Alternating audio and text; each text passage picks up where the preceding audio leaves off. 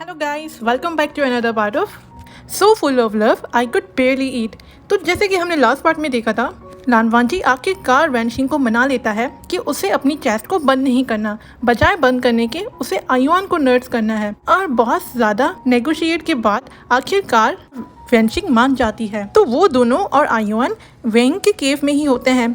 लानवांजी को बार बार वेइंग के ख्याल आते हैं।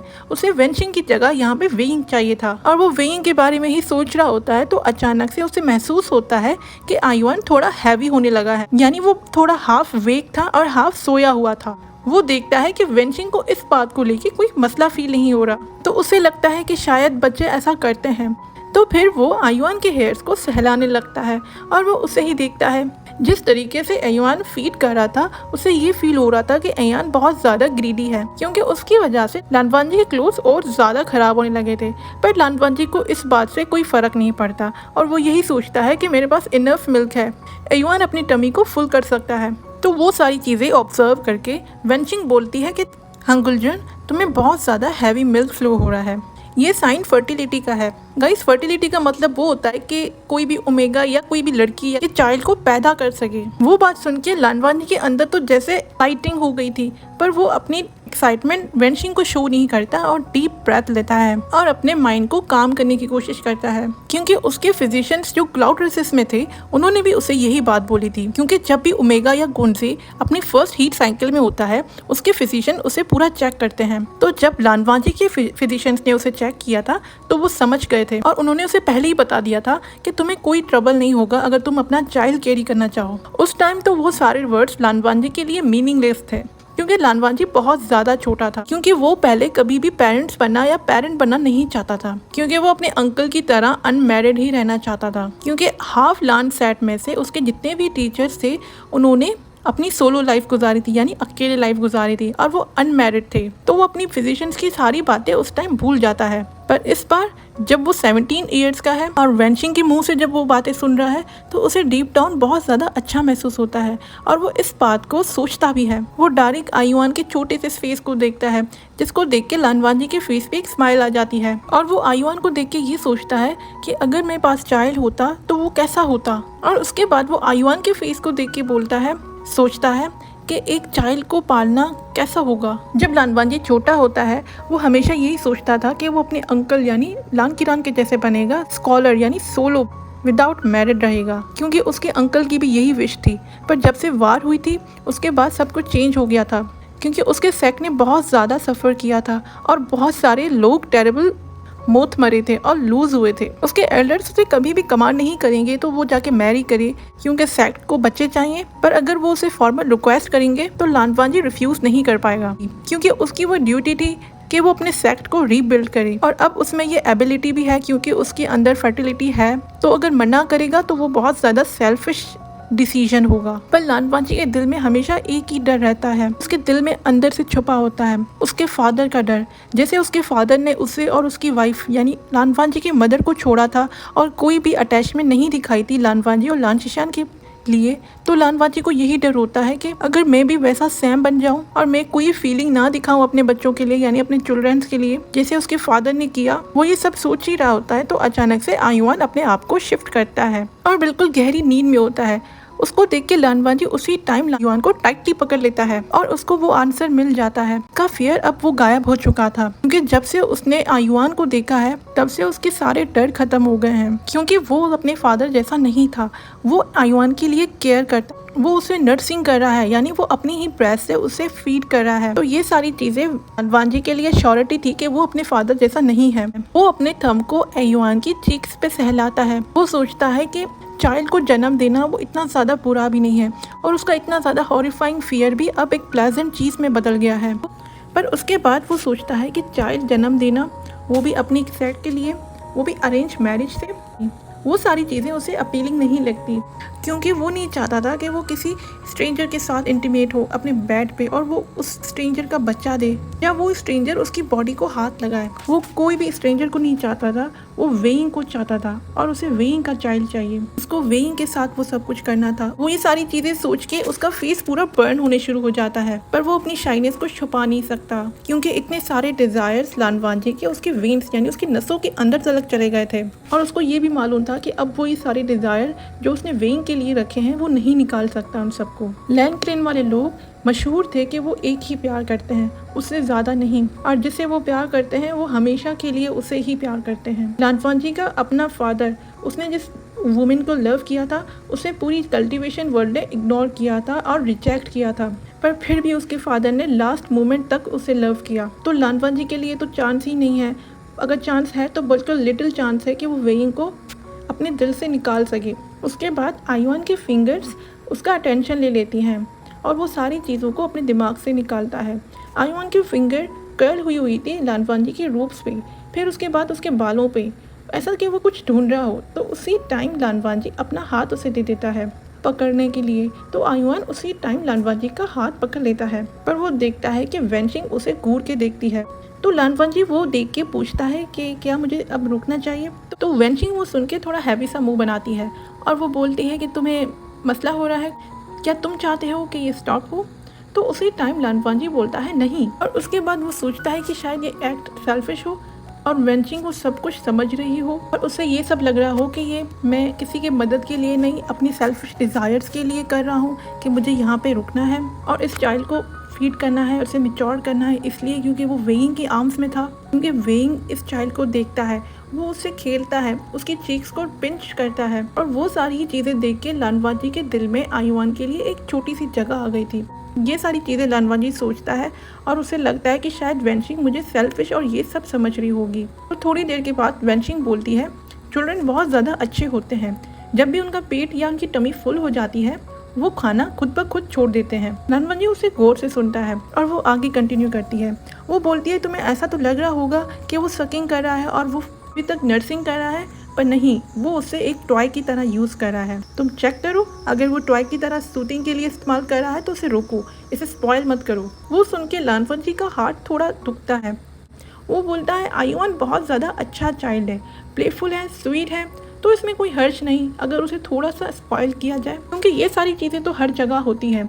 इवन क्लाउड रेसेस में इतने ज़्यादा सख्त रूल के बावजूद भी उसकी मदर यानी लानवांजी की मदर ने से थोड़ा बहुत तो उसे भी स्पॉइल किया था। वो लानवांजी के लिए हर चीज़ ले लेती थी जो लानवांजी की अटेंशन लेती थी। इवन लान किरान जो इतनी ज़्यादा सख्त रूल फॉलो करता है, फिर भी वो लानवांजी को हर एक ईयर एक न्यू और एक्स्ट्रा ऑर्डिनरी क्लोथ्स दे के देता था। तो उसमें कोई हर्ज नहीं है कि थोड़ा सा तो आयुआन को स्पॉइल कर दूँ। के बाद लानवांजी सोचता है कि क्या आयुआन को वो कैंडी पसंद आएगी जो कैंडी मदर मुझे दिया करती थी, या उसे ब्रदर यानी लानशिशान के गिफ्ट अच्छे लगेंगे जो गिफ्ट लानशिशान उससे दिया करता था। और उसके बाद वो सोचता है कि आयुआन को न्यू रूप्स भी देने चाहिए, क्योंकि ये रफ रूप्स आयुआन की सेंसिटिव स्किन पे बिल्कुल भी अच्छे नहीं लग रहे। वो ये सब सोचता है कि मैं ये सारी चीज़ें आयुआन को दे सकता हूँ, इससे ये सारे वैन लोग उनको बुरा तो नहीं लगेगा। जब तक लानवांजी ये पूरी लिस्ट अपने दिमाग में बनाता है, वो देखता है आयुआन बिल्कुल सोया हुआ था, बिल्कुल गहरी नींद में सोया हुआ था। तो वो देख के वेंशिंग उसी टाइम उठती है और वो लानवांजी की आर्म से आयुआन को ले लेती है। वो देख के लानवांजी का दिल करता है कि वो आयुआन को उसी टाइम वापस ले ले, पर वो ये सब नहीं कर सकता था। वो अपने नेल्स इतनी ज़्यादा तेज़ी से अपनी थाइस में दबाता है जिससे उसकी पूरी एंगर अंदर ही दब जाती है और आयुआन को वापस लेने की अर्ज भी दब जाती है। आयुआन को अपने से थोड़ा दूर जाते हुए देख के लानवांजी को बर्दाश्त नहीं होता, उसके अंदर बहुत ज़्यादा दुख होता है। इवन दो लानवांजी को पता था कि वो उसकी फैमिली है और उसे कोई राइट नहीं है आयुआन के ऊपर, पर फिर भी वो सारी चीज़ें उसके लिए अनबियरेबल होती हैं। वो आयुआन को वापस छीनने के लिए चाहता है, पर वो नहीं करता। उसका दिल करता है कि वो आयुआन को वापस ले ले और उसे अपने पास रखे, और अगर वेंशिंग उसे वापस लेने की कोशिश करे तो वो इतना ज़्यादा ईगर था कि वो उसे बाइट भी कर देता। पर वो अपनी ब्रीथिंग को स्लो करता है और अपने एंगर को स्लो डाउन करता है, पर वेंशिंग वो सब कुछ देख रही होती है और लानवांजी के बिहेवियर को देख के वो फ्रॉन करती है और उसके बाद वो बोलती है, तुम यहीं रुको। और उसके बाद वो आयुआन को अपने आर्म्स में टाइटली पकड़ लेती है और वो कंटिन्यू करती है कि हम आज स्पेशल डिनर करने वाले हैं, तुमने आयुआन को फीड कर दिया है तो तुम आयुआन का हिस्सा ले सकते हो।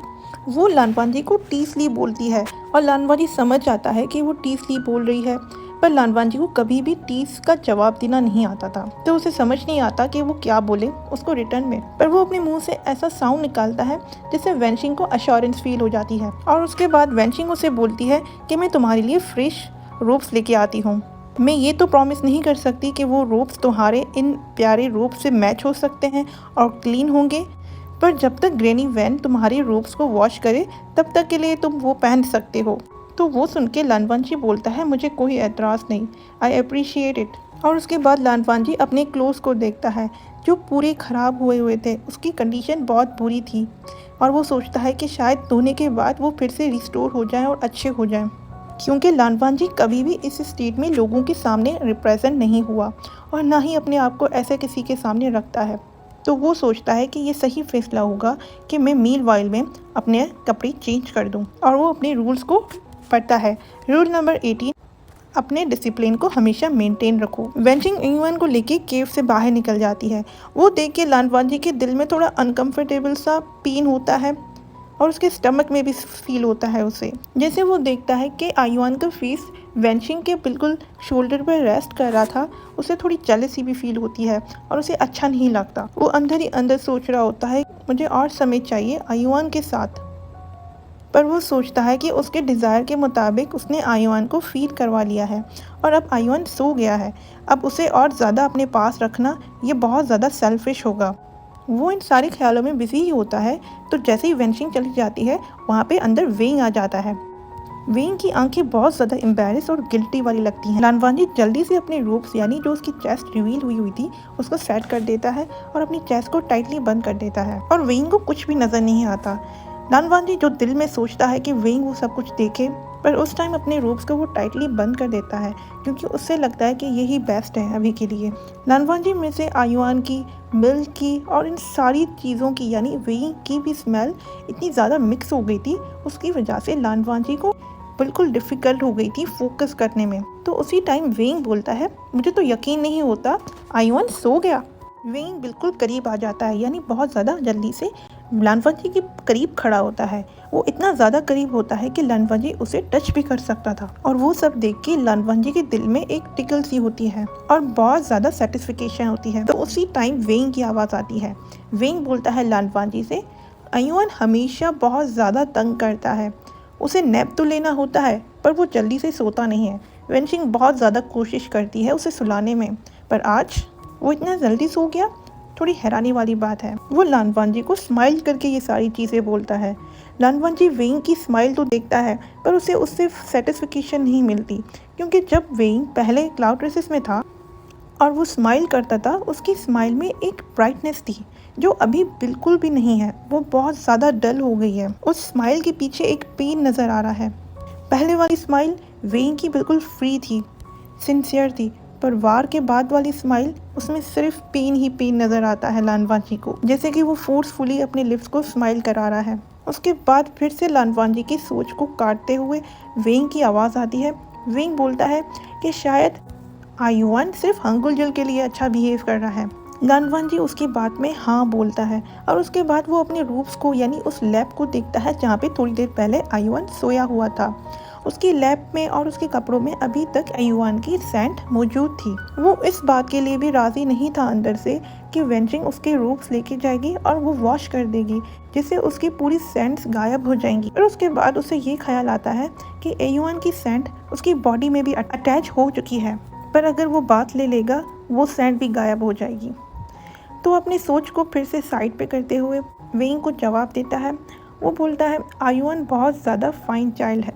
तो वेंग एक सॉफ्ट सा आवाज़ निकालता है, वो बोलता है हाँ वाकई। उसके बाद लानवांजी उसे जो सवाल करने वाला होता है वो पूछना तो नहीं चाहता, पर उसे बहुत ज़्यादा क्यूरियोसिटी होती है और उसके माउथ खुद ब खुद वो लफ्ज़ बोल देते हैं। वो बोलता है उसके पेरेंट्स। वो सुन के वेंग की स्माइल तो बिल्कुल गायब होने लग गई और उसके बाद वो बोलता है लंचा, मैंने तुम्हें पहले नहीं बोला कि वो मेरा अपना है और मैंने ही उसे जन्म दिया है। वो ये सारी चीज़ें इतने ज़्यादा कमांडली बोलता है, पर लानवांजी को पता है कि वो एक अल्फ़ा है यानी शियन यू, वो कोई भी चाइल्ड को बर्थ नहीं दे सकता है। और आयुआन भी बड़ा है। अगर इसने आयुआन को जन्म दिया होगा तो तब वेइंग तो बिल्कुल 16 ईयर्स ओल्ड का होगा और वो बहुत कुछ सोचने लग जाता है और उसके फेस पे इतनी ज़्यादा कन्फ्यूजन हो जाती है और उसका पूरा फेस लाल हो जाता है। तो वो देख के वेइंग हंसने शुरू हो जाता है और वो बोलता है इतना ज़्यादा शकी, और वो लेजीली एक चेयर पे बैठ जाता है। वो सुन के लानवांजी उसी टाइम बोलता है, वेइंग मुझे पता है तुमने उस चाइल्ड को जन्म नहीं दिया, पर क्या आयुआन तुम्हारा बेटा है? लानवांजी को पता भी था कि ये सारे टॉपिक्स बहुत ज़्यादा फर्जाइल यानी सेंसिटिव है। जब भी वेइंग और लानवांजी के बीच में ऐसी बातें होती थी, वेइंग बहुत ज़्यादा एंग्री हो जाता था, पर लानवांजी बहुत ज़्यादा क्यूरियस होता है इस बारे को लेके कि आखिर आयुआन किसका है। पर अभी लानवांजी का सवाल सुन के वेइंग थोड़ा हंसता है। वो मॉकिंगली भी नहीं होती और ना ही कोई सार्केस्टिक लाफ होती है, और वो जवाब देता है लानवांजी को, लंचा तुम हर बात को इतना सीरियसली क्यों लेते हो? हाँ, वो मेरा चाइल्ड नहीं है, यानी ब्लड रिलेटेड नहीं है मुझसे। और उसके बाद वो चुप हो जाता है। लानवांजी कुछ नहीं बोलता, उसे लगता है कि शायद वेइंग आगे भी कुछ बोलेगा, और वेइंग आगे कंटिन्यू करता है, उसके पेरेंट्स सर्वाइव नहीं कर पाए, यानी आयुआन की मदर लेबर पेन सर्वाइव नहीं कर पाई। वो सुन के लानवांजी कुछ नहीं बोलता। उन दोनों के बीच में 2 मिनट के लिए बिल्कुल साइलेंस हो जाता है, क्योंकि लानवांजी को यही लगता है कि बेटर कंडोलेंस यही है कि वो 2 मिनट के लिए चुप रहें। तो थोड़ी देर के बाद वेइंग उनकी खामोशी तोड़ता है और वो बोलता है कि वेनशिंग बता रही थी कि तुम डिनर तक यहाँ पे हो। वो सवाल सुन के लानवांजी को फील होता है, उसको लगता है कि उसे वापस जाना चाहिए, क्योंकि उसके पास इतने इनफ मनी थे कि वो बाहर किसी भी इन में रह सकता था और ये एक रात गुजार सकता था। क्योंकि जैसे वेइंग की और वेंस की हालत थी, उसे बहुत बुरा लगता है कि वो उन पे एक और बर्डन कर रहा है। उसका फेस बिल्कुल अजीब सा हो जाता है, तो वेइंग उसका फेस देख के समझ जाता है और वो उसी टाइम बोलता है, नहीं नहीं ऐसी कोई बात नहीं है, तुम आज रात रुक सकते हो, और वैसे भी यहाँ पे एक सेलिब्रेशन होने वाली है। उसका फेस बिल्कुल सॉफ्ट हो जाता है एक स्माइल में, और वो बोलता है, वो सरप्राइज था मेरे लिए भी, पर अब तुम भी हमारे साथ ज्वाइन करने वाले हो, तो वो सरप्राइज अब मेरे लिए नहीं रहा। और उसके बाद वेनशिंग आ जाती है। वो बोलती है, अगर तुम चाहते हो तो तुम यहाँ पे रुक सकते हो, वैसे भी हम यहाँ पे एक सेलिब्रेशन करने वाले हैं, एक स्पेशल डिनर है। वो इसलिए है क्योंकि वेनिंग अब बहुत ज़्यादा बेहतर फील कर रहा है। लानवांजी वेइंग को फेस को देखता है और उसके पास बहुत सारी चीज़ें थी जो वो वेइंग से पूछना चाहता था, तो उसके लिए तो ये बहुत ज़्यादा अच्छा मौका था। तुमने वेनिंग को एक कुराफ्स में क्यों बदला? तुमने ये लाइफ क्यों चूज़ की? तुम कुछ दूसरा भी तो कर सकते थे, और तुमने जैंकलैंड से क्यों अपने आप को निकाला? क्या वो तुम्हें मनी सप्लाई सेंड करते हैं? और तुम सब कल्टीवेशन वर्ड से दूर क्यों गए हो? ये सारे सवाल उसे वेइंग से करने थे, पर उसे पता था अगर वो ये सवाल करेगा उन दोनों के बीच में फिर से कोई आर्ग्यूमेंट हो जाएगी और वेइंग बहुत ज़्यादा हार्ड हो जाएगा उस पर। तो वो अपने आप को चुप ही रखता है और कुछ नहीं बोलता, और उसके बाद वो वेनशिंग की तरफ देखता है और बोलता है, मैं यहाँ पर स्टे करूँगा। वो सुन के वेइंग की आँखें और ज़्यादा सॉफ्ट हो जाती हैं, और उसके बाद वो बोलता है, ओके ओके कोई बात नहीं, फाइन, मैं तुम्हें इन सारे वेनक्लेन वाले लोगों के साथ इंट्रोड्यूस करवाऊंगा, क्या ख्याल है लंचा? उससे आगे वेइंग कुछ और बोले, उसी टाइम वेनशिंग उसे दरवाजे का रास्ता दिखाती है कि दरवाजे के बाहर, और उसके बाद वो लानवांजी की हेल्प करती है कि वो कैसे अपनी चेस्ट को कवर करे। लानवांजी देखता है कि उसकी चेस्ट में से अभी तो कोई मिल्क नहीं आ रहा, पर वो समझ जाती है वेनशिंग लानवांजी के एक्सप्रेशन पढ़ के। वो बोलती है, अभी के लिए तो कोई फ्लो नहीं है, पर थोड़ी देर के बाद फिर से स्टार्ट हो जाएगा, तो बेटर है पहले ही एहतियात किया जाए, क्योंकि जब जब तुम्हारी बॉडी को लगेगा कि कोई चाइल्ड तुम्हारे सामने है या आयुआन सामने है, वो फिर से रिएक्ट करने लगेगी। वो सुन के लानवांजी के अंदर एक सॉफ्ट सी फीलिंग जागती है। उसकी चेस्ट को कवर करने के बाद वेनशिंग वहाँ से चली जाती है और उसे प्राइवेसी दे देती है। लानवांजी उसे अप्रिशिएट करता है क्योंकि उसको न्यू रोब्स मिल गए, और उसके बाद लानवांजी जो उसी टाइम वेनशिंग के दिए हुए रोब्स पहनता है, पर वो उसमें ज़्यादा कंफर्टेबल नहीं होता। उसे बहुत ज़्यादा देर लग जाती है अपने उस रोब्स को एडजस्ट करने हुए, क्योंकि कहीं से वो छोटे हो रहे थे तो कहीं से वो बहुत ज़्यादा बड़े हो रहे थे। तो वो सोचता है लानवांजी के अपने रोब्स जो इतने ज़्यादा कंफर्टेबल और उसके कपड़ा इतना हाई क्लास का होता था, उसके कलर्स, उसकी सारी एम्ब्रॉयडरी इतनी क्लास वाली होती थी, तो उससे थोड़ा अजीब फील हो रहा था उस सारी चीज़ों को पहनने में, क्योंकि लानवांजी के क्लोथ उसके भाई और उसके अंकल हर एक मंथ न्यू लाते थे, और उसकी फिटिंग के लिए लानवांजी को हर एक मंथ जाना पड़ता था टेलर के पास। पर जो क्लोथ्स वेनशिंग उसके लिए लाई थी वो बहुत ज़्यादा प्लेन थे और बहुत ज़्यादा चीपली बने हुए थे, पर वो फिर भी वो सारे क्लोथ्स पहन लेता है। उसके बाद वो सारे क्लोथ्स के रिंकल्स, यानी जो रिंकल्स होते हैं, वो निकाल लेता है, और उसके बाद वो अपने गुआन को भी निकालने लगता है। उसे ग्वान निकालते हुए बहुत अजीब फील होता है, क्योंकि जब से वो पैदा हुआ था तब से लेकर अब तक वो हमेशा ग्वान को अपने साथ ही रखता है, यानी पहने रखता है। जब भी वो सोता है उसी टाइम बस वो जिंगशी में निकालता है, पर जब वो जिंगशी से निकलता है उससे पहले वो श्योर करता है कि वो अपने ग्वान को ठीक तरह पहने। तो इन रोब के साथ ग्वान थोड़ा अजीब लग रहा था और वो ये नहीं चाहता था कि उन सबकी अटेंशन ग्वान पे जाए, वो सिल्वर ग्वान, और वो नहीं चाहता था कि वैन क्लैन वालों को कुछ बुरा फील हो, क्योंकि ग्वान की प्राइस इतनी ज़्यादा थी कि उतनी ब्रूड माउंट्स में चीज़ें भी नहीं थी। वो अपने ग्वान को हाथ में रखता है, वो सोचता है कि क्या मैं इस ग्वान को यहीं छोड़ के जाऊं और बोलूं मुझसे मिस्टेक हो गई, पर उसे याद आता है कि उसका अंकल लान किरान उसको उस बात पे बहुत ज़्यादा पनिशमेंट देगा, क्योंकि ग्वान बहुत ज़्यादा एक्सपेंसिव होता है। उसे अपना एक रूल याद आता है 1832, अपने वैल्यूएबल आइटम पे केयरलेस ना हो। उससे फिर एक चीज़ याद आती है कि ये बहुत ज़्यादा एक्सपेंसिव है और अगर इसे बेचा जाए तो उसे बहुत ज़्यादा पैसे मिल सकते हैं, इससे वेइंग को बहुत ज़्यादा मदद मिल सकती है। पर उसे पता था कि वेइंग कभी भी ये सारी चीज़ें एक्सेप्ट नहीं करेगा। पर वो सोचता है कि इस दफ़ा अगर मैं आयुआन का नाम लेके बोलूँ और बोलूँ कि आयुआन को कोई भी चीज़ ज़रूरत हो या उसे कोई चीज़ पसंद हो उसे लेके दे, वो यह सारी चीज़ें सोच के लंबी सी सांस लेता है और उसके बाद केव की तरफ मुँह कर देता है और केव के बाहर चला जाता है। वो जैसे ही बाहर जाता है वहाँ पे वेइंग खड़ा होता है। वेइंग उसे देख के इतना ज़ोर से हंसने शुरू हो जाता है, इतना ज़ोर से कि लानवाजी 2 मिनट के लिए परेशान हो जाता है, पर वो वहीं चुप होके वेइंग को देखता है जब तक वेइंग अपनी लाइफ को कंप्लीट नहीं कर लेता। उसको वेइंग की लाइफ देख के बहुत ज़्यादा सुकून मिल रहा होता है, क्योंकि इतने टाइम के बाद उसने वेइंग को इतना हंसते हुए देखा था।